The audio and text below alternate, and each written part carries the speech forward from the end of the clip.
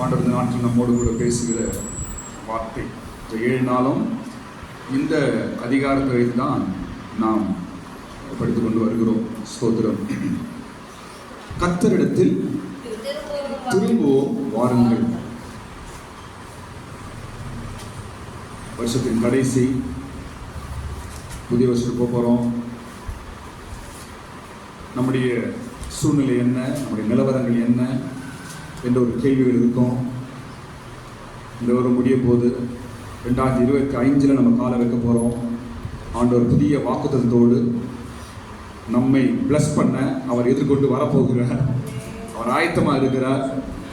அதனால் நாம் என்ன செய்ய வேண்டும் என்ற ஒரு காரியத்திற்கு அவரிடத்தில் திரும்புவோமா,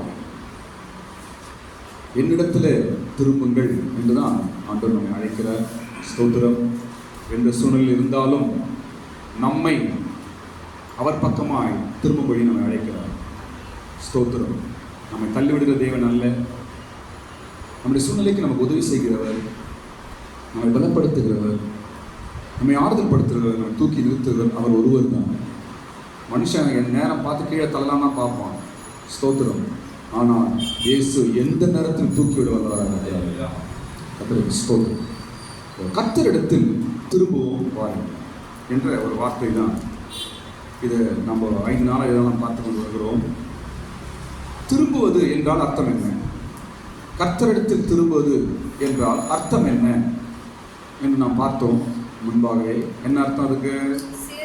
நம்முடைய வழிகளை, நம்முடைய கிரியைகளை சீர்படுத்துவது தான் திரும்புவது என்று அர்த்தம் என்று ஓசியா 5ஆம் அதிகாரம் 4ஆம் வசனத்தில் அதை நாம் படித்தோம். அதை நம்ம படித்தோம். கர்த்தருக்கு ஸ்தோத்திரம்.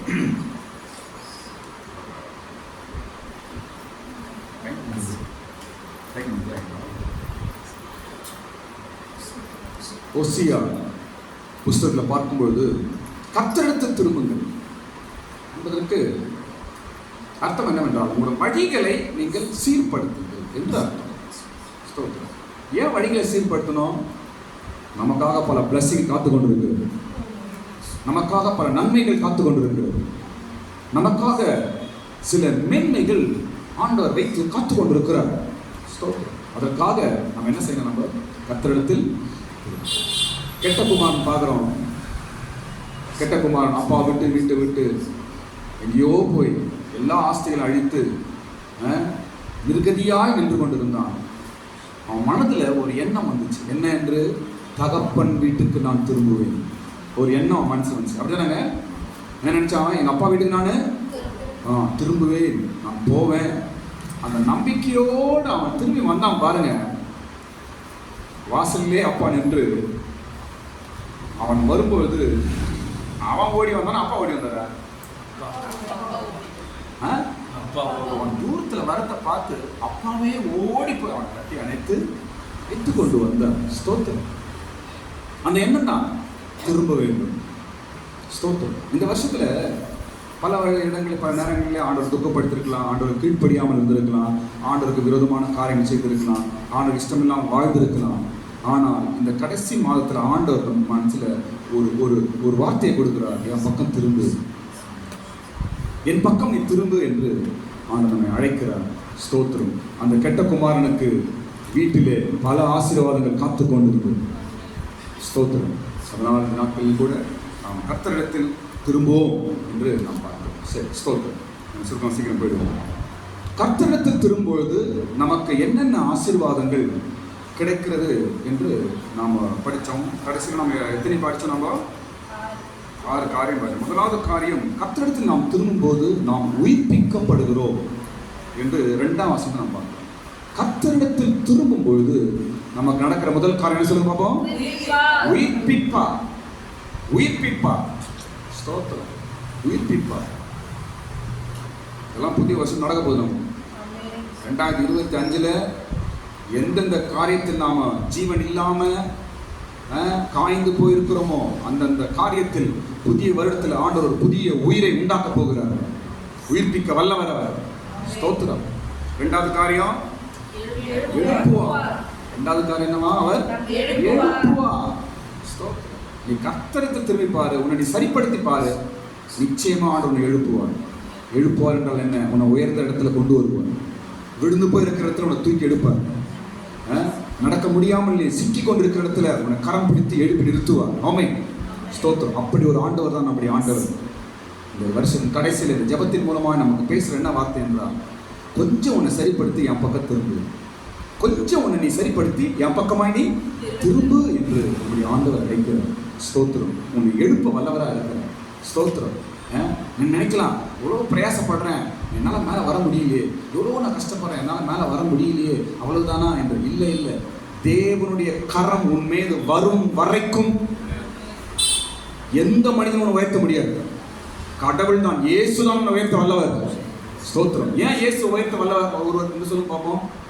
ஏன் இயேசு மாத்திரமே நம்மை உயர்த்த வல்லவராய் தூக்கி எடுக்க இல்லை உயர்த்த வல்லவர் என்று ஏன் அவருக்கு மாத்திரம் அதிகாரம்? ஏனென்றால் எல்லாவற்றும் உயர்ந்தவர் அவர் தான். ஒரு சின்ன பையனை கீழே விழுந்துருங்க, கை பிடிச்சி தூக்கணும்னா தூக்குற ஆள் எப்படி இருக்கணுங்க? மேலே இருக்கணும், அப்பதான் தூக்கி எடுக்க வசதியா இருக்கும். ஸ்தோத்திரம். இப்போ இயேசு உங்களுடைய எல்லா சூழ்நிலைகளும் அவர் உயர்ந்தவர். இந்த உலகத்திலும் அவர் உயர்ந்தவர். எல்லா மனுஷனை காட்டிலும் அவர் உயர்ந்தவர். எல்லா பிரச்சனை காட்டிலும் அவர் உயர்ந்தவர். எல்லா சக்தியை காட்டிலும் அவர் உயர்ந்தவர். அதனால் நம்மை தூக்கி எடுக்கார் ஒருவர் தான் வல்லவர். ஆமென் சொல்லுங்க. ஆமென், ஸ்தோத்திரம். எழுப்ப வல்லவராக இருக்கிறார். ஸ்தோத்திரம். கர்த்தரிடத்தில் திரும்புங்க, உங்களை எழுப்புவார். மூன்றாவது காரியம் பார்க்கும்போது அவருடைய சமூகத்தில் நாம் பிழைப்போம் என்று மூன்றாவது காரியம் பார்க்கிறோம். ஓசியா 6ஆம் அதிகாரம் 2ஆம் வசனத்தில் இதெல்லாம் இருக்கு. நாம் பிழைப்போம், நம்மை பிழைக்க செய்வார். ஸ்தோத்திரம். ஒருபோதும் நீ அழிந்து போக விட மாட்டார், உன்னை பிழைக்க செய்வார். நீ கர்த்தரிடத்தில் திரும்புவாய் என்றால் நீ பிழைப்பாய். உன் குடும்பம் பிழைக்கும், உன் பிள்ளைகள் பிழைப்பான், நீயும் பிழைப்பாய். ஸ்தோத்திரம். நம்மை பிழைக்க செய்ய வல்லவர். ஸ்தோத்திரம், ஸ்தோத்திரம், ஸ்தோத்திரம். அவ்வளவுதானா அவ்வளவுதானா என்று நினைக்காதீங்க. இன்னைக்கு ஆண்டவர் உனக்கு ஒரு அழைப்பை கொடுக்கிறார், உனக்கு ஒரு வார்த்தை கொடுக்கிறார். என் பக்கம் கொஞ்சம் திரும்பி, நீ எங்கெங்கயோ பார்த்த, எதையோ பார்த்த, என் பக்கம் கொஞ்சம் நீ திரும்பு, நான் உன்னை பிழைக்க செய்வேன் என்று ஆண்டவர் பேசுகிறார். ஸ்தோத்திரம். அடுத்த காரியம் எத்தனாவது காரியம்? 4வது. அறிவடைந்து. 4வது காரியம் 3ஆம் வசனத்திலிருந்து அறிவடையும். கர்த்தரிடத்தில் திரும்பும் பொழுது நாம் அறிவு அடைகிறோம், அறிவுள்ளவர்களாய் மாறுகிறோம், அறிவை பெற்றுகிறோம். ஸ்தோத்திரம். இந்த உலகத்தில் அறிவு வேணுங்க, நமக்கு உலக அறிவு வேணும். ஸ்தோத்திரம். எதுக்கு கடவுள் நமக்கு இயேசுவா பைபிள் கையில் கொடுத்து பைபிளை படிங்கன்ட்டு ஆண்டவர் நம்ம ஏன் தோன்றுது? எதுக்கு? எல்லாவற்றுக்கும் தேவையான அறிவு இருக்குது. ஆமென் சொல்லுங்க. எல்லாவற்றுக்கும் தேவையான அறிவு இருக்குதுங்க. அதனால தான் ஆண்டவர் நம்ம கையில் கொடுத்துருக்கிறாரு. ஸ்தோத்திரம். இதை எழுதினவங்க படிப்பறிவு இல்லாதவங்க தான். ஆனால் இந்த அழகாக எழுதக்கூடிய திறமை அறிவு எங்க வந்துச்சு அவங்களுக்கெல்லாம்? கடவுளுடைய அறிவு தான். ஸ்தோத்திரம். எல்லாவற்றுக்கும் தேவையான அறிவு ஆண்டவர் நமக்கு கொடுக்கிறார். உலகத்தின் அறிவு நமக்கு வேண்டும், பிள்ளைகளுக்கு அறிவு வேண்டும், நமக்கு வேண்டும். குடும்பத்தை நடத்த, எதிர்காலத்தில் நடத்த, காரியங்களை செய்ய, குடும்பத்தை ஹேண்டில் பண்ண, பிரச்சனை ஹேண்டில் பண்ண நமக்கு அறிவு வேண்டும். ஸ்தோத்திரம். இந்த அறிவு எங்கு? தேவன் தருகிறார். அவர் தருகிறார். பேதைகளை ஞானியாக்கும் தேவன்.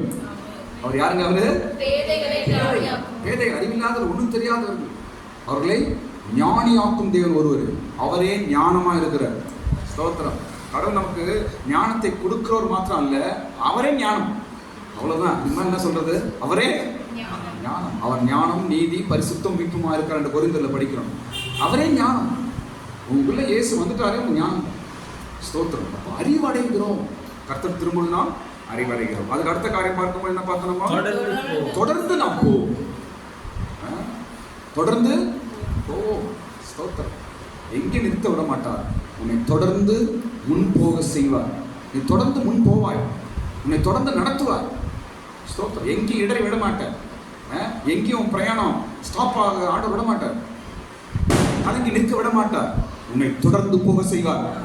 ஸ்தோத்திரம். நீ கர்த்தர் பக்கம் திரும்பு. ஸ்தோத்திரம். உலகத்தின் பக்கம் அல்ல, மனுஷரின் பக்கம் அல்ல, உலக தந்திரங்கள் பக்கம் அல்ல. கர்த்தரிடத்தில் திரும்புவோம் வாருங்கள். ஒரு முறை அவர் பக்கமாக நாம் திரும்பும் பொழுது நம்முடைய பிரயாணங்கள் நிற்காமல் போய்கொண்டிருக்கும். நம்முடைய வாழ்க்கை பிரயாணம் நிற்காமல் போய்கொண்டே இருக்கும். அதற்கு ஆண்டவர் உதவி செய்வார். ஸ்தோத்திரம். இன்றைக்கு அடுத்த காரியம் பார்க்கிறோம். எத்தனாவது காரியம்? பார்த்த காரியம் 6வது காரியம். என்னவென்றால், நாம் கர்த்தரிடத்தில் திரும்பும் பொழுது அவர் மழையை போல நம்மிடத்தில் வருவார். எப்படி வருவார்? அவரு மழையை போல் நம்மிடத்தில் வருவார். ஆமென். மழை போல நம்மிடத்தில் வருவார் கர்த்தர். ஸ்தோத்திரம். இந்த மழை பல காரியங்களை காட்டுகிறது. ஸ்தோத்திரம். பைபிளை படிக்கும்போது ஆசீர்வாதத்தின் மழை என்று படிக்கிறோம். எங்க படிக்கிறோம்? எசேக்கியேல் 34ஆம் அதிகாரம் 26ஆம் வசனம் படிங்க. எசேக்கியேலின் புஸ்தகம் 34ஆம் அதிகாரம் 26ஆம் வசனம் படிக்கும்போது, நான் அவர்களையும் என் மேட்டின் சுற்றுப்புறங்களையும் ஆசீர்வாதமாக்கி ஏற்ற காலத்திலே மழையை பெய்ய பண்ணுவேன். ஆசீர்வாதமான மழை பெய்யும். ஆமென். ஆண்டவர் மழை போல நம்ம கிட்ட வருவார். அந்த மழை என்ன மழை? ஆசீர்வாதத்தின் மழை. ஸ்தோத்திரம். நாம் கர்த்தரிடத்தில் திரும்பும் பொழுது ஒரு மழை மேல வரும். அது என்ன மழை? ஆசீர்வாதத்தின் மழை. என்ன ஆசீர்வாதம்? உனக்கு என்ன தேவையோ அதெல்லாம் தரப்படும். உன் பிள்ளைகளுக்கு என்ன தேவையோ தரப்படும். உன் வீட்டுக்கு என்ன தேவையோ தரப்படும். உன் எதிர்பார்ப்பு என்ன நிறைவேற்றப்படும். உன் கண்ணீர் துடைக்கப்படும். உனக்கு வாசல்கள் திறக்கப்படும். உன் குடும்பம் சந்தோஷத்தினாலும் சமாதானத்தினாலும் நிறைக்கப்படும். ஆசீர்வாதத்தின் மழை. ஆமென். நீ கர்த்தரிடத்தில் திரும்பி பாருங்க. ஒரு சான்ஸ் ஆண்டவர் பக்கம் திரும்புங்க. நீங்க உங்களை சரிப்படுத்தி சீர்படுத்தி நம்முடைய சுபாவங்கள், நம்முடைய பழக்க வழக்கங்கள், நம்முடைய எண்ணங்கள், நம்முடைய பேச்சுகள், நம்முடைய கிரியைகள் கொஞ்சம் நின்று உட்காந்து சரிப்படுத்தி, ஆண்டவரே பல குறைகள் எடுத்து இருந்தது, பல காரியங்கள் என்னுடைய இருந்தது, இப்பயும் இருக்குது, அதெல்லாவற்றையும் நான் எடுத்து மக்கள் திரும்புகிறோம்ப்பா, நீ தான் எனக்கு என்று இருதயத்தில் நீங்கள் வார்த்தையை சொல்ல பாருங்க. நிச்சயமாகவே இந்த வார்த்தை உங்களுக்கு தீர்க்க தரிசனங்களால் பலிக்கும். இந்த வார்த்தைகள் அப்படியே பலிக்கும் உங்கள் வாழ்க்கை. ஸ்தோத்திரம். கர்த்தரிடத்தில் திரும்பும் பொழுது அவர் மழையை போல உன்னை சந்திப்பார். நீ கர்த்தரிடத்தில் திரும்பும் பொழுது அவர் மழையை போல உன்னை சந்திப்பார். ஸ்தோத்திரம். அடுத்தது இன்னொரு வார்த்தையில் படிக்கும் பொழுது, உபாகம் 32ஆம் அதிகாரம் 2ஆம் வசனம் படிக்கும் பொழுது, உபாக புஸ்தகம் 32ஆம் அதிகாரம் 2ஆம் வசனம் படிக்கும் பொழுது, அங்கு மழையானது இளம் பயிரின் மேல் பொழிவது போல என் உபதேசமும் பொழியும், பனித்துளிகள் புல்லின் மேல் இறங்குவது போல என் வசனம் இறங்கும். எப்படி ஆண்டவருடைய மழை நம்மள பெய்யுது? எப்படி அதை உணர முடியும்? எப்படி உணர முடியும்? மழை இப்போ என் மேலே வருது, ஆண்டவர் எப்படி மழை அனுப்புவார்? மழை வந்து வெளியே போய் நனைஞ்சா ஆமாப்பா மழை வருதுப்பா அப்படின்னு சொல்லலாம். இப்போ கடவுளுடைய பிளெஸிங் மழை அவங்க மேலே பெய்யுதுன்னா எப்படி உணர முடியாது? எப்படி? வசனம். எல்லாரும் ஒரு சொல்லுங்க வாயில. மழை பொழிவது போல என் வசனம் பொழியும். ஸ்தோத்திரம். நான் சொல்றேன் கவனிங்க. வசனமே கிடைக்காத ஒரு காலம் இருந்தது. எந்த காலம் என்றால் சாமுவேலின் காலம். சொல்லுங்க. சாமுவேலின் காலத்துல தேவனுடைய வார்த்தை எப்படி இருந்துச்சாங்க? அரிதா இருந்தது.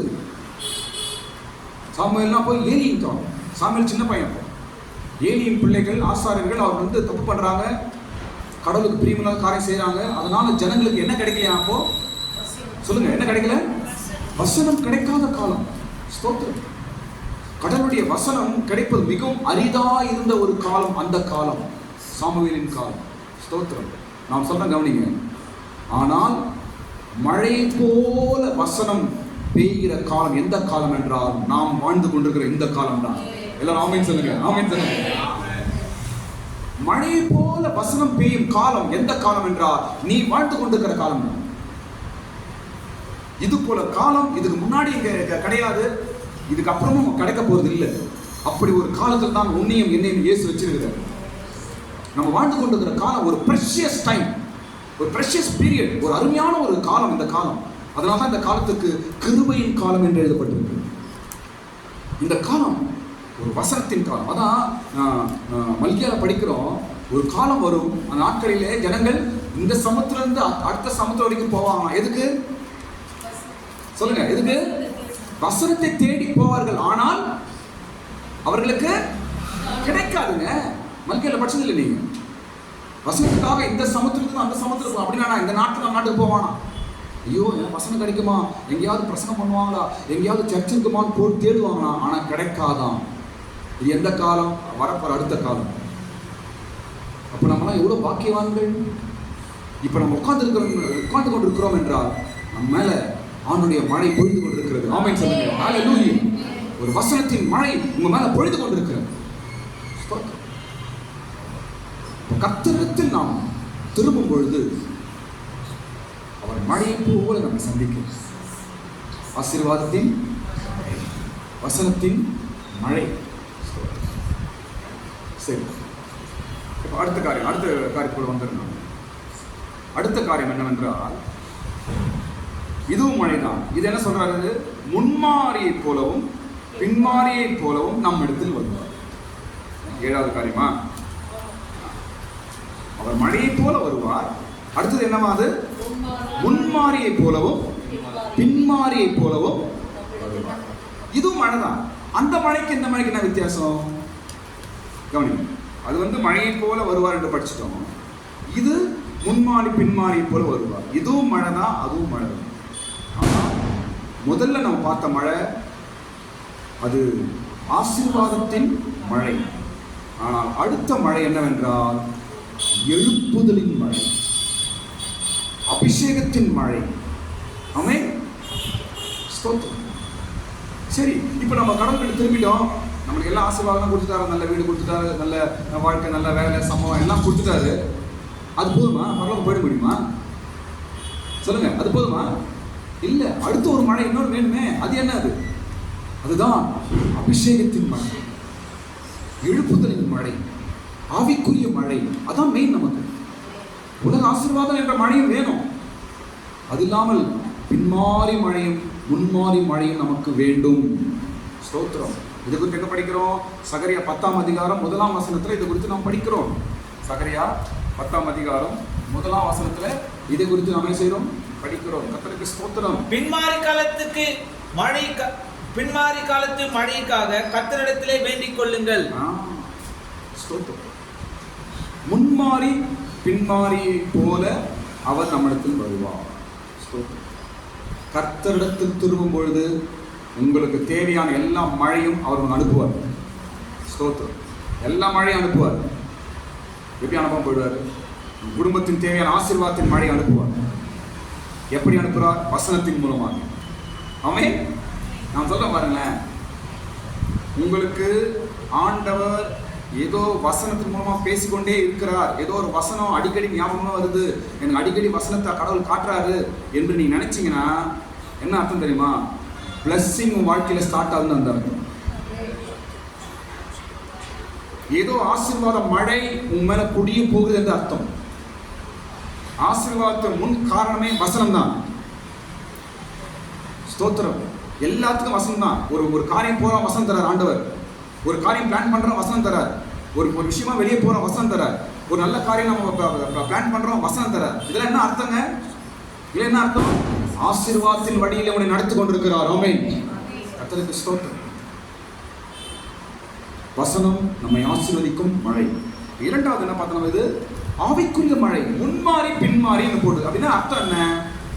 முன்மாறியா? அந்த லைன் பண்ண படிங்க தம்பி. முன்மாறி பின்மாரியை போலும் நம்மிடத்தில் வருவார். அவர் மழையை போல நம்மிடத்தில் வருவார். அது மாத்திரமல்ல, முன்மாரியை போலவும் பின்மாரியை போல நம்மிடத்தில் வருவார். இந்த முன்மாறி பின்மாறி மழை என்றால் அர்த்தம் என்னவென்றால், நமக்கு புரியுமே சுருக்கமா சொல்ற பாருங்க. ஒரு விவசாயத்தை துவங்குவதும் முடிக்கிறதும் இந்த மழை தான். ஒரு விவசாயி எதை நோக்கி இருப்பார்? ஒரு விவசாயி மழை தான்.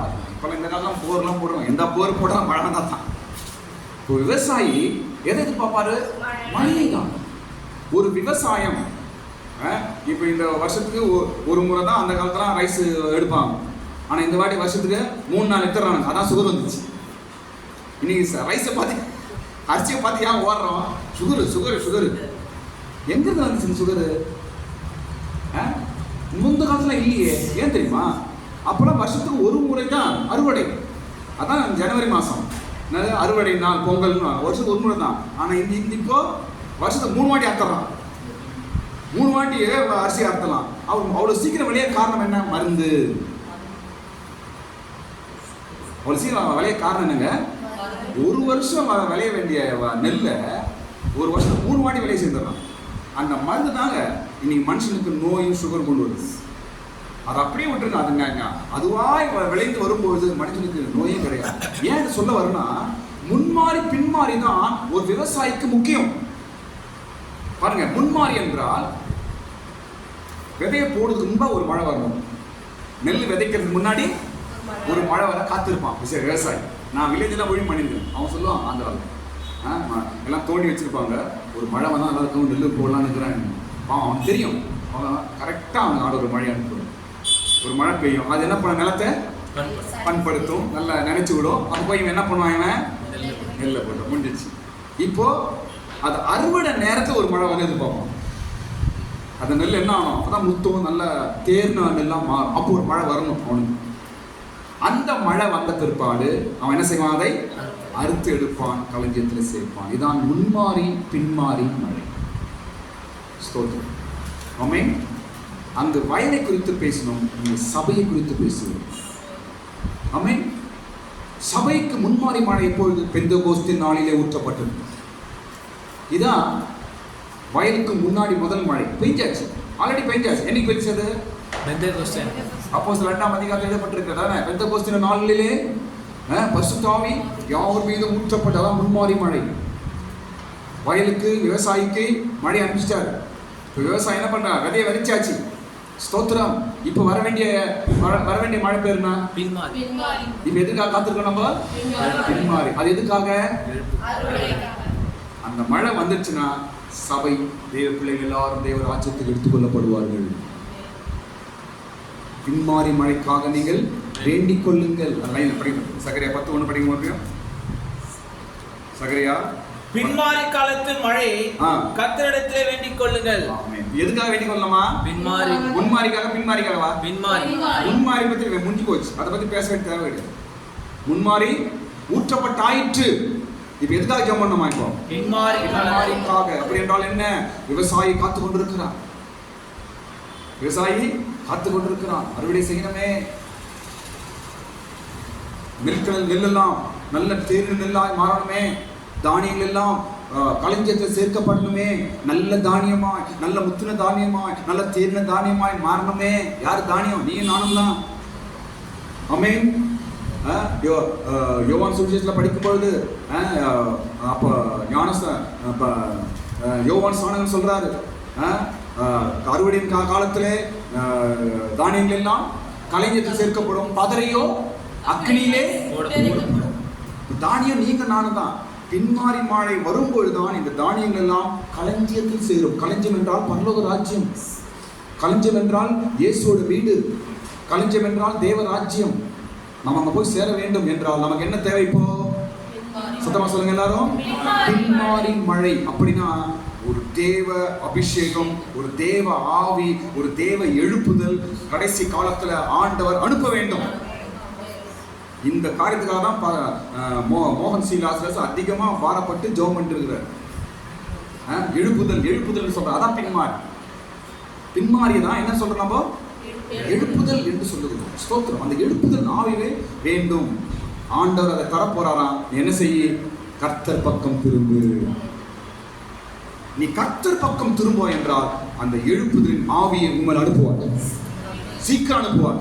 சீக்கிரம் பின்மாறி வரும். ஸ்தோத்திரம். ஒரு பின்மாறி போல நம்ம இடத்துல அவர் வருவா என்று நம்ம படிக்கிறோம். கர்த்தருக்கு ஸ்தோத்திரம். அப்போ கர்த்தரிடத்தில் திரும்பும் பொழுது நமக்கு கிடைக்கிற அநேக காரியங்கள் உண்டு.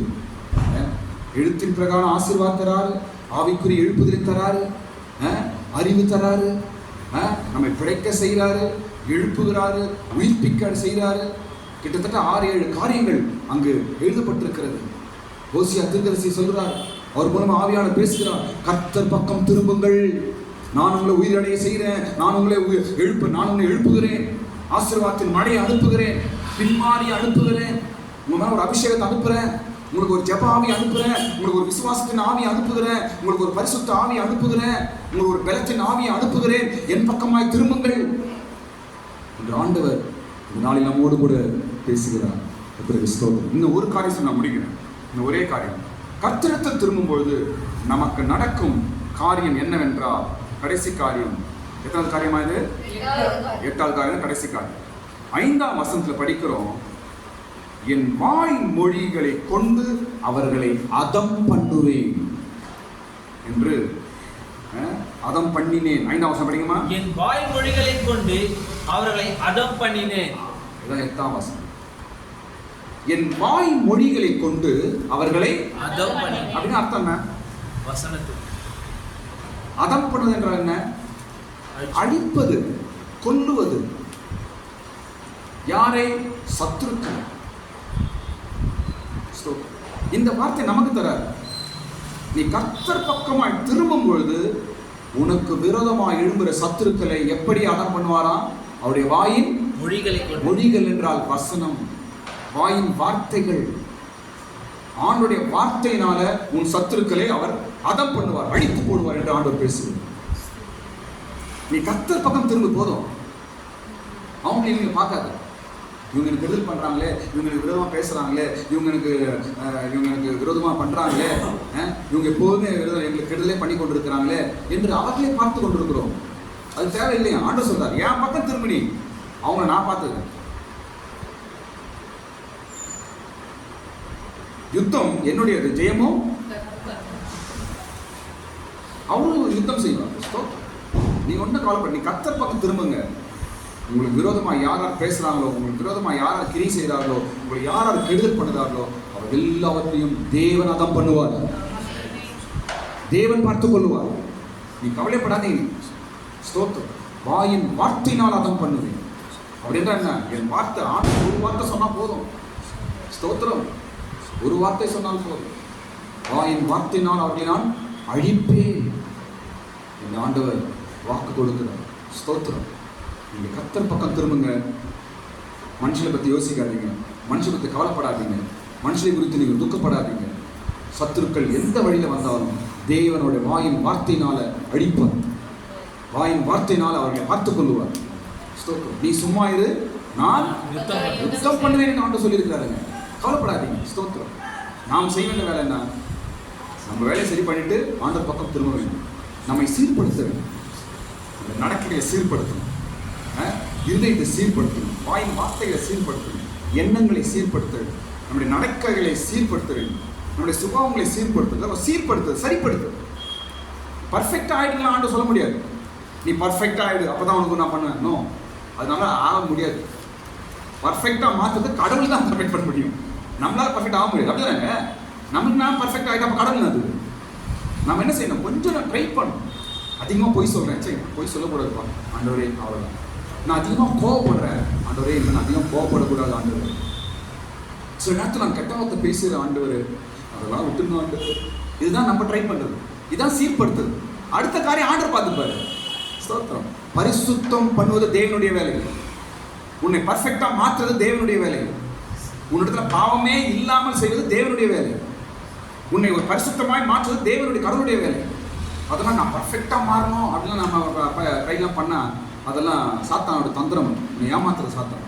ஸ்தோத்திரம். விலகினம் குறைகள் நமக்கு உண்டு. உன் பலவீனத்தில் என் பலன் பூர்ணமாகும். ஸ்தோத்திரம்.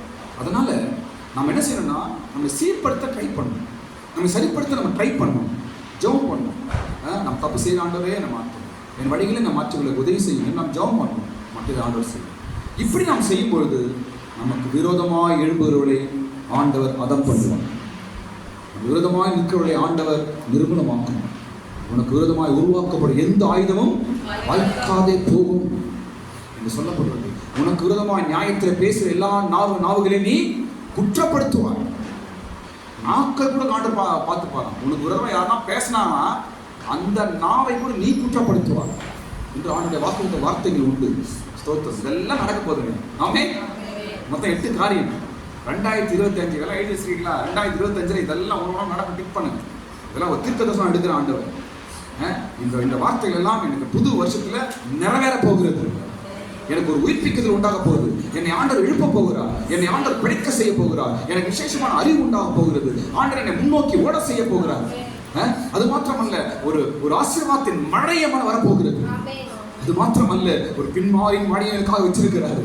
என்னை எழுப்புதல் அடைய செய்ய போகிறார்.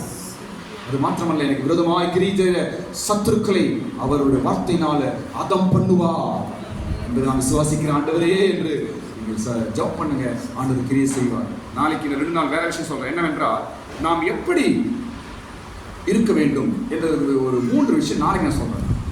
எப்படி இருக்க வேண்டும். இப்போ நம்ம ஆண்டவர் பக்கம் நம்ம திரும்புகிறோம், ஓகே. அது மாத்திரமல்ல, நம்மிடத்தில் ஆண்டவர் எப்படி இருக்கும்படி எதிர்பார்க்கிறார் என்ற ஒரு 3 விஷயம் நான் நாளைக்கு சொல்கிறேன்.